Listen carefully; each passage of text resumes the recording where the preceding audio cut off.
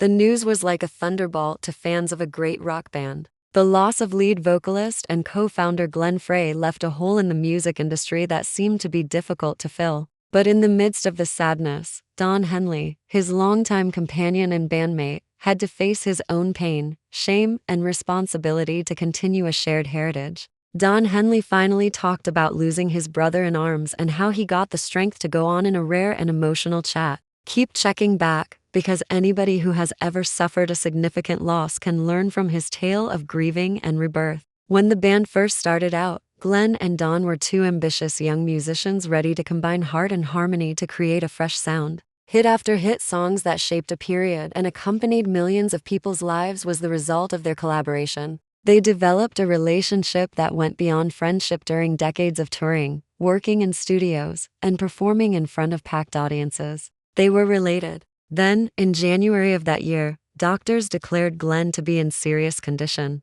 He was put into an induced coma because his chronic medical complications had gotten worse. Don dropped everything when he got the call. He hurried to the hospital by plane to find his comrade and buddy in a bed, frail. Don clutched Glenn's hand in that sterile room while muttering phrases he had practiced for weeks, words of appreciation, regrets for previous arguments, and vows to continue their music. Don recognized that those last chapters were already written, but Glenn was only able to stir somewhat. Don talked about the ensuing shock in interviews. He acknowledged that he felt bad about the band's past conflicts, the time he had spent aside working on separate endeavors, and the times when his personal insecurities had prevented him from contacting them more frequently. He revealed that he lived with those regrets, wondering if I could have done something different, before realizing that remorse was too great a burden to bear alone. The weight of what-ifs threatened to destroy him. Don took the microphone at Glenn's funeral and delivered a eulogy that was both heartbreaking and humorous.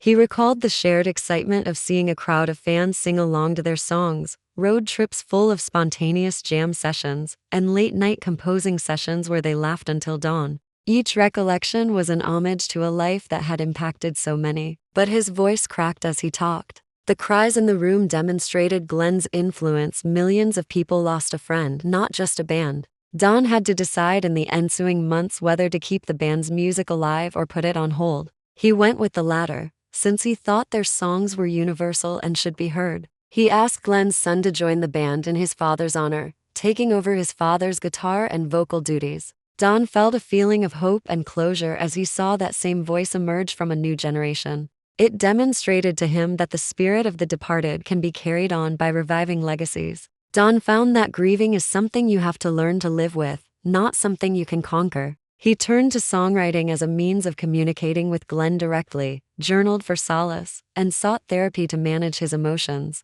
He sang songs about memories, sorrow, and the beauty of saying farewell in a bittersweet way. Composing those songs was like speaking with Glenn, bringing his voice to life via verse and melody. Please show your support by liking this video, forwarding it to others who appreciate great music, and subscribing for more tales that highlight the resilience of the human spirit, even in the most trying circumstances. If Don Henley's remarks struck a chord with you,